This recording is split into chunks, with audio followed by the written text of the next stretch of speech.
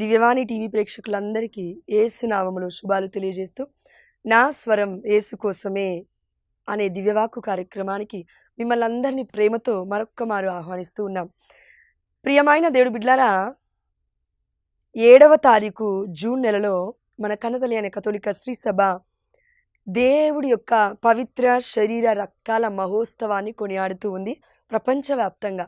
ఈ పండుగను మనం ఏమంటామంటే solemnity of the most holy body and blood of Christ, అంటే కరెక్ట్గా చెప్పాలంటే కార్పస్ క్రిస్టీ అని అంటామండి. ఇది లాటిన్ వర్డ్, లాటిన్ భాష నుంచి వచ్చిన ఈ యొక్క వర్డ్ అనమాట, వాక్యం అనమాట. దీనికి అర్థం ఏంటంటే బాడీ ఆఫ్ క్రైస్ట్, అంటే దేవుడి దేహము, యేసయ్య దేహము అని అర్థం. నిజముగా దివ్య సప్రసాద నాథుడు నిజంగా దివ్య సప్రసాద నాథుడిలో యేసుప్రభుల వారు కొలువై ఉన్నారు అనేది సత్యం. ఈ సత్యాన్ని ప్రపంచం మొత్తం మర్చిపోతుంది. దివ్య సప్రసాద నాథుడిని మర్చిపోతున్నాము, యేసుప్రభుల వారిని మర్చిపోతూ ఉన్నాము. అంటే విశ్వాసంతో మనం తీసుకోవట్లేమేమో. అందుకే మళ్ళా కన్నతల్లి కథోలిక శ్రీ సభ ప్రతి సంవత్సరం మనకి గుర్తు చేస్తూ ఉంది. జూన్ నెల 7వ తారీఖున ఈ పండుగను కొనియాడుతూ, పండుగ కూడా కాదండి, ఇది ఒక మహోత్సవం. అంటే పండుగకి మించింది. మనం అందరం కూడా గుర్తుపెట్టుకోవాల్సిన అంశం ఏంటంటే దివ్య సప్రసాద నాథుడు లేకపోతే మన దేహాలు దుర్బలం, మన ఆత్మ నశించిపోతుంది. ప్రియమైన దేవుడి బిడ్డలారా, ఒక చిన్న విత్తనం మనం తీసుకున్నప్పుడు, అది భూమిలో పెట్టినప్పుడు అది నశించకపోతే అది మొక్కగా అవ్వదు, ఫలించదు. అదేవిధంగా మన జీవితంలో కూడా కొన్ని బాధలు, కొన్ని కష్టాలు, కొన్ని నిందలు, కొన్ని అవమానాలు క్రీస్తులో బ్రతుకుతున్నప్పుడు వస్తాయి. అందుకే యేసుప్రభుల వారు అంటూ ఉన్నారండి, ఇదిగో నేను ఈ లోకాన్ని జయించాను, మీరును ఈ లోకాన్ని జయిస్తారు. ఆమేన్, హల్లెలూయా. నీతిమంతంగా జీవిస్తున్నప్పుడు, నీతిమంతంగా జీవించకుండా ఉండే వాళ్ళకి మనం శత్రులాగా కనబడతాం. ప్రియమైన దేవుడి బిడ్డలారా, అప్పుడు మనం ఏం చేయాలి అని అంటే యేసయ్యని పట్టుకోవాలి, యేసయ్యని పొందుకోవాలి. ఎలా? కేవలం వాక్యం చదివి చదివి చదివి చదివి దేవుని పొందుకోవడమా? అలా కాదు. యోహాను సువార్త 1వ అధ్యాయం 14వ వచనము, ఆ వాక్కు మానవుడై మన మధ్యలో నివసించాడు. వర్డ్ బికేమ్ ఫ్లెష్ అని ఉంటుందండి ఇంగ్లీష్లో అయితే. అంటే రక్త మాంసాలుగా యేసుప్రభుల వారు మన కోసం మారారు. దేవుడు ఈ ప్రపంచంలోకి ఎలా వచ్చాడంటే, సాధారణంగా నువ్వు నేను ఎలా పుట్టాము అలా పుట్టారు తల్లి గర్భంలో. కానీ అపరిశుద్ధతలో పుట్టలేదు. పరిశుద్ధమైన నిష్కలంక మాతైన మన మరియ తల్లికి పుట్టారు యేసుప్రభుల వారు. కాబట్టి ప్రియమైన దేవుడు బిడ్డలారా, దివ్య సప్రసాద నాథుడు అనగా క్రీస్తే మనలోకి వేయించేసి వస్తున్నారు. ఎందుకు మనకి క్రీస్తు? దేవుడు ఎందుకు మనకి? అమ్మో నా వల్ల కావట్లేదండి, నా భర్తని ఇంకా నేను భరించలేనండి, అమ్మో నా వల్ల కావట్లేదండి, నా భార్య మాటలను నేను తట్టుకోలేనండి, అమ్మో నా కుటుంబంలో నా అత్త మామ నేను తట్టుకోలేనండి, నా తల్లిదండ్రులు కూడా నాకు తిరగబడుతున్నారండి, అయ్యో చచ్చిపోవాలనిపిస్తుందండి అన్నట్టుగా మనలో ఎంతోమంది బ్రతుకుతూ ఉంటాము. చాలామందికి సూసైడల్ థాట్స్, ఆత్మహత్యా ప్రయత్నాలు కూడా చేస్తుంటారండి. కానీ మనం అందరం గుర్తుపెట్టుకోవాలి ఒక విషయం, ఈ ప్రపంచంలో ఎవ్వరు కూడా మన కోసం చనిపోలేదు. అది కూడా ఒకవేళ చనిపోయినా ప్రేమ ప్రేమ ప్రేమ అని లస్ట్ఫుల్ థాట్స్తో, వారి యొక్క రక్తములో నీతిమంతత్వం లేదండి. వారి యొక్క రక్తము దేవుడి రక్తం కాదండి. కానీ యేసుప్రభుల వారి యొక్క రక్తము, యేసుప్రభుల వారి యొక్క దేహము దైవ సంభూతుడు, మనుష్య కుమారుడు, అదేవిధంగా దైవ సంభూతుడు, పరిపూర్ణముగా దేవుడై ఉన్నాడు, పరిపూర్ణంగా మానవుడై ఉన్నాడు. అందుకే మనలోకి వేయించేసి వస్తూ ఉన్నాడు. యేసుప్రభుల వారు బ్రతికినన్ని రోజులు మన కోసం బ్రతికాడండి. అందుకే పెళ్లి చేసుకోకుండా పరిశుద్ధంగానే జీవిస్తూ ప్రధాన యాజకుడిగా మనల్ని గొర్రె పిల్లల్ని పోషించినట్లుగా, ఇదిగో చిన్న మంద భయపడవలదు, ఇదిగో చిన్న కుటుంబమా భయపడవలదు, ఇదిగో చిన్న పిల్లలారా భయపడకండి అని దేవుడు మనకి ఓదార్పు మాటలు, ఆదరణకర్తగా మనల్ని ఆదరిస్తూనే మనల్ని అనాథలుగా విడిచిపెట్టకుండా దేవుడు మనలోనే జీవిస్తున్నాడు. ఎలా? దివ్య సప్రసాద రూపములో.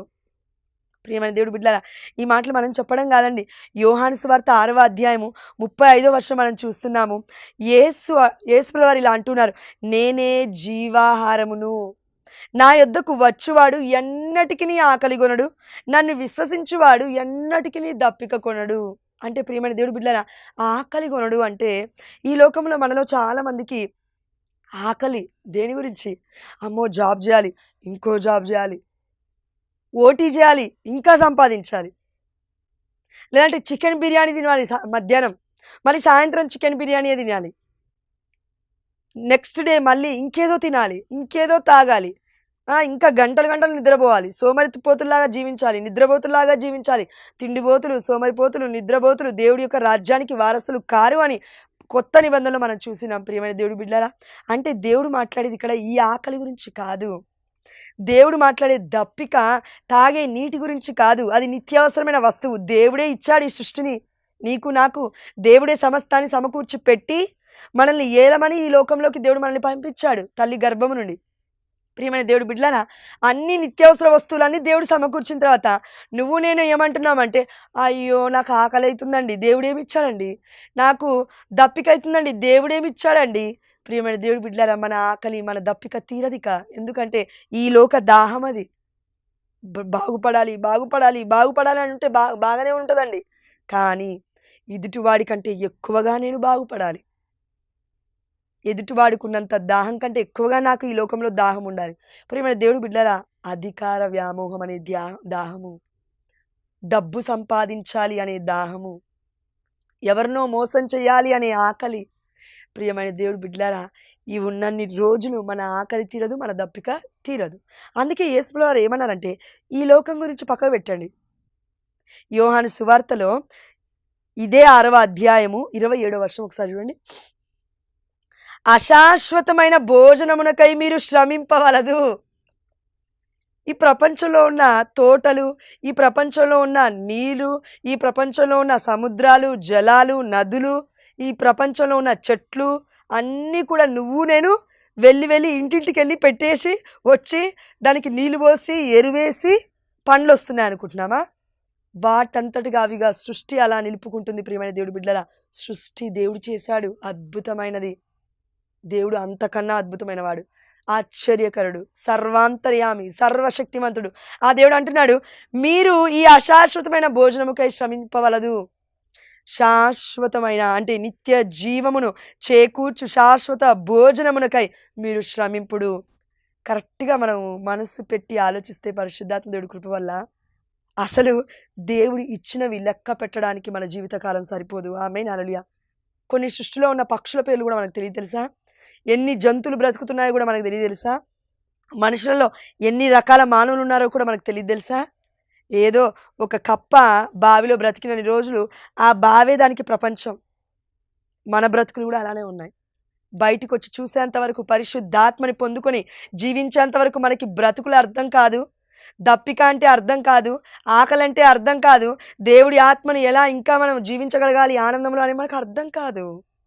అందుకే దేవుడు అంటున్నాడు, శాశ్వతమైన భోజనమునకై మీరు శ్రమింపుడు.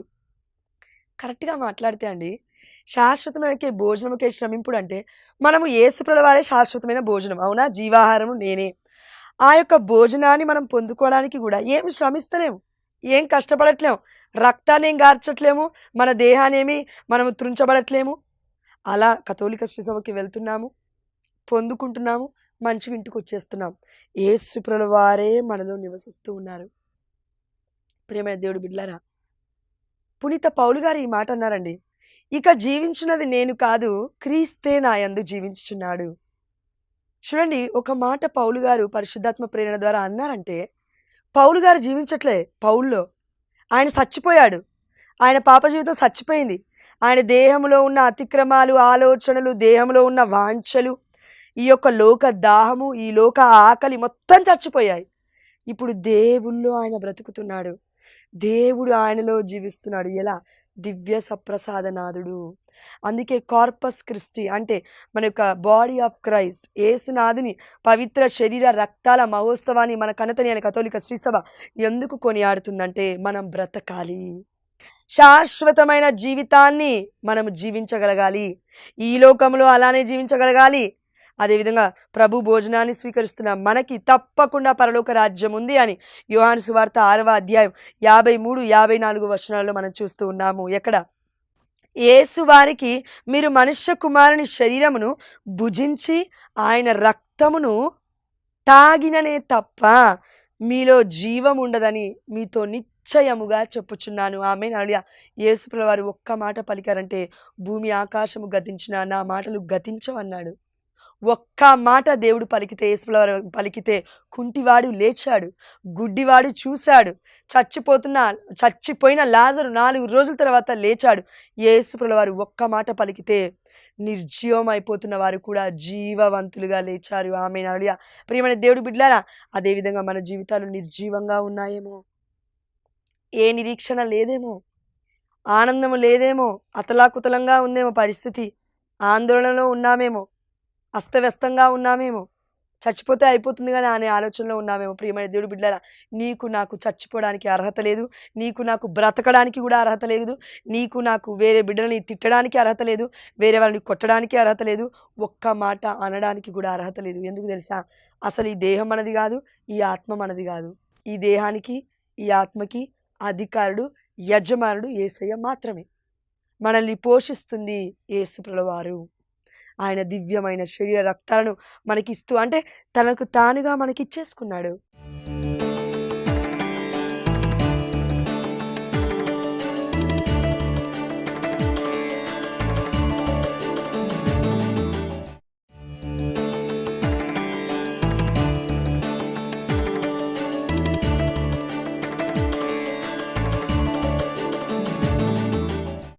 ఈ రోజులలో ప్రపంచంలో పరిశుద్ధత అనేది కరువైపోయింది. హోలీనెస్, పవిత్రత అనేది కరువైపోయింది.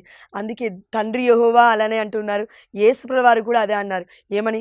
మీరు నా తండ్రి వలె పరిశుద్ధులై ఉండండి, నా వలె మీరు పరిశుద్ధంగా జీవించండి. పరిశుద్ధత లేనిది ఎవడూ కూడా తండ్రిని చూడలేడు. హృదయశుద్ధి కలవారు ధన్యులు, వారు దేవుని దర్శింతురు. ప్రియమైన దేవుడు బిడ్డలారా, హృదయశుద్ధి అంటే మాటలలో, చేతులలో, క్రియలలో, చూపులలో, చేసే పనులలో, నడిచే నడవడికలో పరిశుద్ధత ఉండాలి. ఈ పరిశుద్ధత దేవుని ముగ్ధుని చేస్తుంది. అందుకే ఆ దేవాదేవుడు అంటూ ఉన్నాడు మనందరికీ అర్థమయ్యే రీతిలో, దేవుడు మనకి ఇచ్చిందే ఈ దేహాన్ని ఒక భార్య, ఒక భర్త తనకు తానుగా సంపూర్ణముగా అర్పించుకోమని. అంటే తన యొక్క కన్యత్వాన్ని భార్య భర్తకి, భర్త భార్యకి అర్పించుకోమని. దీంట్లో కూడా మోసం ఉంటే ఇంకా పుట్టే పిల్లలు పరిశుద్ధంగా ఎట్లా పుడతారు? పుట్టే పిల్లలు ప్రవక్తలు ఎట్లా అవుతారు? పుట్టిన పిల్లలు ప్రయోజకులు ఎట్లా అవుతారు? నేను కాదండి ఈ మాట అనేది, పరిశుద్ధమైన గ్రంథంలో పాత నిబంధనలో చూసాము. వ్యభిచారపు ఆలోచనలతో ఉన్న దంపతులకి వ్యభిచారపు ఆలోచనలు కలిగిన పిల్లలే పుడతారని ఉంది. అలాంటి సంతానం 100 మంది ఉన్న వ్యర్థమే, పవిత్రుడైన ఒక్క కుమారుడున్న చాలు అని పరిశుద్ధమైన గ్రంథం చెప్తుంది. ప్రియమైన దేవుడు బిడ్డలారా, అవును, మన శరీరాల గురించే మరి ఇంత ఆలోచన ఉంటే మనకి, ఒక భర్తకి భార్య తప్పు చేసిందని తెలిసిందంటే, ఒక భార్యకి భర్తకి ఇంకో అమ్మాయితో అక్రమ సంబంధం ఉందని తెలిసిందంటే, ఆ రోజే ఫైనల్ ఇక వాళ్ళిద్దరు ఉండరు కలిసి. డివోర్స్ తీసుకోవాలి, విడాకులు తీసుకోవాలి, అమ్మో నా వల్ల అవ్వదు అని ఊహించుకోలేకపోతారు ఒకరి జీవితం ఇంకొకరితో. అలాంటిది మరి దేవుడు మన కోసం రక్తాన్ని చిందించాడు. మనం ఏం ప్రాణం పెట్టలే భర్త కోసం, భార్య ఏమి భర్త కోసం ప్రాణం పెట్టలే, భర్త ఏమి భార్య కోసం ప్రాణం పెట్టలే. మనమే ఇట్లా ఆలోచిస్తాము, నా దేహం అది, నీ దేహం కాదు.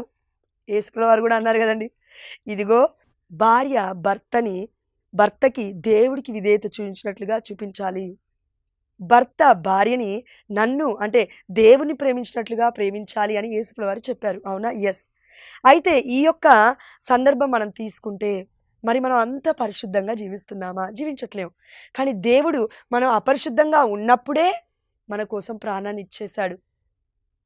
మనం అపవిత్రులుగా ఉన్నప్పుడే, మనం దేనికి పనికిరామని తెలిసి కూడా యేసుప్రభువు వారి యొక్క తన రక్తాన్ని చిందించి క్రయధనముగా అర్పించి మనల్ని కొనుక్కొని అమూల్యమైన బిడ్డలుగా మార్చుకున్నాడు. ఇప్పుడు మనమేమంటున్నామంటే దేవుణ్ణి, నువ్వు వద్దు నాకు ప్రభువా, అవసరం లేదు, నీ రక్తం వద్దు, నీ దేహం వద్దు, నువ్వొద్దు, కానీ నువ్విచ్చే జాబ్ కావాలి, నువ్విచ్చే బిజినెస్ కావాలి, నువ్విచ్చే ఎవరో ఒక వ్యక్తి ఉంది కదా అమ్మాయి, ఆమె కావాలి భారీగా, భర్తగా కావాలి, మళ్ళీ పిల్లలు కావాలి. 127వ కీర్తన 3వ వచనము, పుత్రుడు ప్రభువు ఇచ్చు వరము, తనయులు దేవుని బహుమానము, గర్భ ఫలము, యెహోవా ఇచ్చు స్వాస్థము. నువ్వు నేనే కరెక్ట్గా లేకపోతే, భార్య భర్త కరెక్ట్గా లేకపోతే పిల్లలు కానీ ఎందుకండి వ్యర్థం? ఏం చేస్తారు పిల్లల్ని? కోసి కూర వండుకొని తింటారా ఏంటి? ప్రియమైన దేవుడి బిడ్డలారా, వాళ్ళ బ్రతుకులు కూడా మంచిగా ఉండవు. నేను చెప్పట్లేదు, పరిశుద్ధమైన గ్రంథం చెప్తుంది. పాపపు ఆలోచనతో కనడం కాదండి పిల్లల్ని. పరిశుద్ధమైన దేవుడు మనకిచ్చిన కార్పస్ క్రిస్టి, బాడీ ఆఫ్ క్రైస్ట్, యేసయ్య దివ్యమైన దేహాన్ని, రక్తాన్ని ప్రతిరోజు తాగుతూ తింటూ మనము బ్రతుకుతూ గర్భఫలాన్ని పొందుకోగలిగితే తప్పకుండా దేవుడు గొప్ప పిల్లల్ని ఇస్తాడు. ఆమె అందుకే కదా దేవుడు భర్తనిచ్చింది కూడా నీకు నాకు. కాబట్టి మనం ఏం చేయాలి అనంటే శాశ్వతమైన వాటి కొరకే పరితపించాలి. ఏంటి శాశ్వతమైనది? దేవుడి దివ్యమైన శరీర రక్తాలే శాశ్వతం. ఇక్కడ పరలోక రాజ్యంలో, ఈ భూలోకంలో, భూ దిగంతముల వరకు మీరు నాకు సాక్షులై ఉండాలి అంటే దానికి అర్థం ఏంటంటే దేవుడు నిజంగా ఈ లోకంలో ఉన్నాడు. దేవుడు నిజంగా యేసుల వారు పుట్టారు, మన కోసమే తన రక్తాన్ని చిందించారు, దివ్యమైన దేహముగా రక్తముగా మనలోకి వస్తూ ఉన్నారు అనే కథోలిక విశ్వాసం ప్రపంచం మొత్తము కూడా ప్రకటింపబడుతుంది. ఇదే ఈ పండుగ యొక్క పరమార్థం. కాబట్టి ప్రియమైన దేవుడు బిడ్డలారా, చివరిగా మనము 2 వాక్యాలు ధ్యానించుకుందామండి. అదేంటంటే యోహాను సువార్త 6వ అధ్యాయం 41వ వచనం ఒకసారి చూడండి. నేను పరలోకము నుండి దిగివచ్చిన ఆహారమును అని యేసు చెప్పినందులకు యూదులు గొనుక్కొనసాగిరి.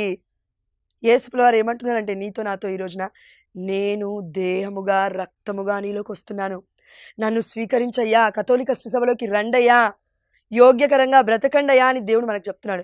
మనం ఏమంటాం అంటే గొనుక్కుంటాం. యూదులు గొనిగిరు కదా ఆనాడు, మనం కూడా గొనుగుతాం. ఆశీర్వాదం లేదు, పిల్లలు లేరు, లేదంటే భర్త కరెక్ట్గా ఉండట్లేదు, భార్య కరెక్ట్గా ఉండట్లేదు, కుటుంబం బాగాలేదు, ఆస్తులు అంతస్తులు, కార్లు, బిల్డింగ్లు, బంగ్లాలు ఇవన్నీ లేవు. అయ్యో అందం లేదు, తెల్లగా లేను, నల్లగా ఉన్నాను, జుట్టు కరెక్ట్గా లేదు, పొడుగ్గా లేదు, బట్టలు లేవు, చీరలు మంచి పట్టు చీరలు కట్టుకోవట్లేను. ప్రియమైన దేవుడు బిడ్డలారా, ఈ కంప్లైంట్స్తో గొనుగుతూ వస్తూ ఉన్నాము. అదేవిధంగా అసలు దేవుడు ఏం చెప్తున్నాడో మనకు అర్థం కావట్లేదు కదండి. దేవుడు ఏం చెప్తున్నాడో మనకు అర్థం కావట్లేదు. దేవుడు అంటున్నాడు, వీటి గురించి మాట్లాడట్లేదండి దేవుడు, ఈ లోకం గురించి మాట్లాడట్లేదు దేవుడు. ఈ లోకంలో నువ్వు నేను ఆనందంగా ఉండాలంటే మనలో ఆనంద నాదుడు ఉండాలి. ఆయన పేరేంటి? యేసయ్య. అందుకే అంటున్నాడు దేవుడు, నేను పరలోకము నుండి దిగి వచ్చిన ఆహారము. దేవుని ఆహారాన్ని మనం ఆరగిస్తున్నామండి కథోలిక శ్రీ సభలో. అందుకే ఆ ఆహారం మనలో ఉంటే మనం గొనగం, మనం సనగం. చచ్చిపోతా, రేపు చచ్చిపోతా, ఎల్లుండి చచ్చిపోతా, లేదంటే చంపేస్తా. ప్రియమైన దేవుడు బిడ్డలారా, ఈ రోజుల్లో ఇన్స్టా రీల్స్ చూస్తున్నారా? కొన్ని మనకి ఉపయోగకరమైనవి నేను చెప్పేది, పిచ్చి పిచ్చి వీడియోలు కాదు. యూట్యూబ్లలో అవి చూస్తున్నామా, షార్ట్స్ చూస్తున్నామా? ఎంత భయంకరంగా అయిపోతున్నాయి రోజు రోజుకి. ఒడిస్సాలో లేదంటే వేరే వేరే ప్లేసెస్లో, ఉత్తరప్రదేశ్లో హింసించి చంపేస్తున్నారు దేవుడి బిడ్డల్ని. అదేవిధంగా చిన్న పిల్లల్నండి, పసి కందుల్ని అట్లా కొట్టి చంపేస్తున్నారు.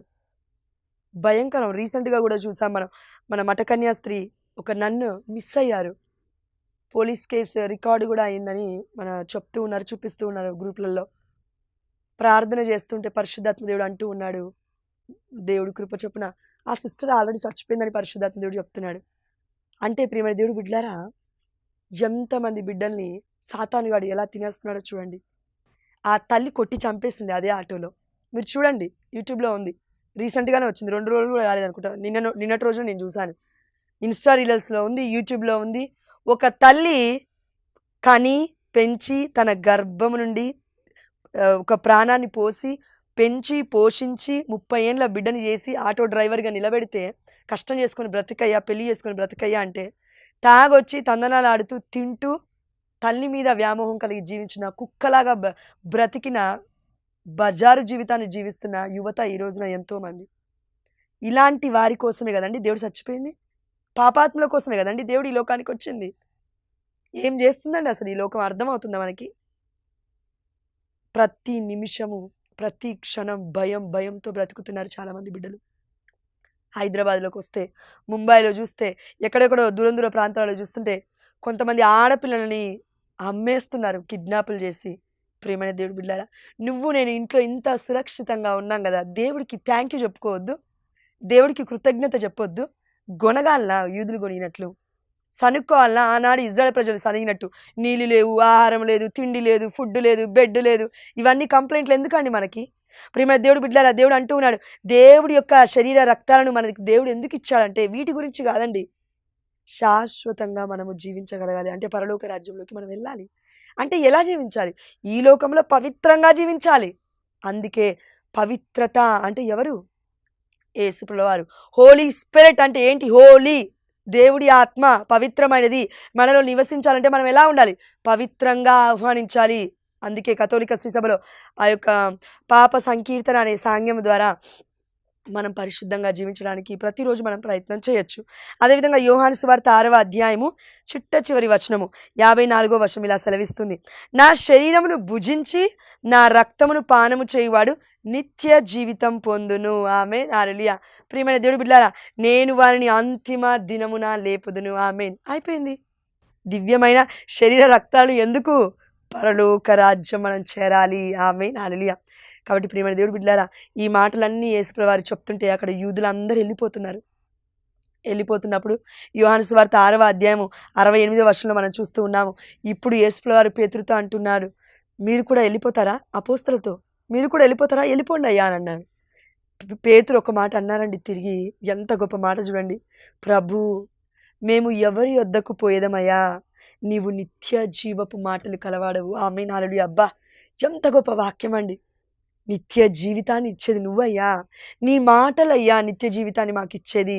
నిన్ను కాకుండా మేము ఎవరిని చూడాలి ప్రభువా అని పేతురు దేవుడికి మొత్తము దాసోహం అయిపోతూ ఉన్నాడు. ప్రియమైన దేవుడి బిడ్డలారా, పేతురు మాటలే కాదు క్రియలు కూడా క్రీస్తుని చూపిస్తున్నాయి. అదేవిధంగా మనమును దివ్యమైన దేవుని పవిత్ర శరీర రక్తాల మహోత్సవాన్ని కొనియాడుతున్న మనకి కనువిప్పు, దివ్యమైన శరీర రక్తాలను భుజిస్తూ మనము కూడా యేసుప్రభుల వారి వలె మనమును క్రీస్తుని కలిగి క్రీస్తు వలె జీవించాలని దేవాదేవుడు కోరుకుంటున్నాడు. అందుకే ప్రభువా ఈ దేహం నీది, ప్రభువా ఈ ఆత్మ నీది, ప్రభువా నా సమస్తము, నువ్వు ఇచ్చింది మొత్తము నీదేనయ్యా, నువ్వు నాలో జీవించు ప్రభువా అని ఎప్పుడైతే మనం తగ్గించుకొని దేవుడి ముందు తగ్గి మనం బ్రతుకుతామో దేవుడు మనల్ని హెచ్చిస్తాడు. ఆమేన్, హల్లెలూయా. మీకును మీ కుటుంబ సభ్యులందరికీ కూడా మన కన్నతలైన కథోలిక శ్రీ సభ తరపు నుంచి, దివ్యవాణి టీవీ ఛానల్ తరపు నుంచి దేవుని అంటే యేసుప్రభుల వారి యొక్క పవిత్ర శరీర రక్తాల మహోత్సవ పండుగ శుభాకాంక్షలు తెలియజేస్తూ, ఆ దేవుడి యొక్క దివ్యమైన దేహాన్ని, దివ్యమైన రక్తాన్ని యోగ్యకరముగా మనం స్వీకరిస్తే ఆనందభరితులమవుతాం. పరిపూర్ణమైన దేవుడి యొక్క ప్రేమను మనం అనుభవించగలుగుతాం. అంత మాత్రమే కాదు, శాశ్వతమైన పరలోక రాజ్యానికి మనం చేరుకుంటాం. ఆమేన్, హల్లెలూయా. పితా పుత్ర పవిత్రాత్మ నామమున ఆమేన్.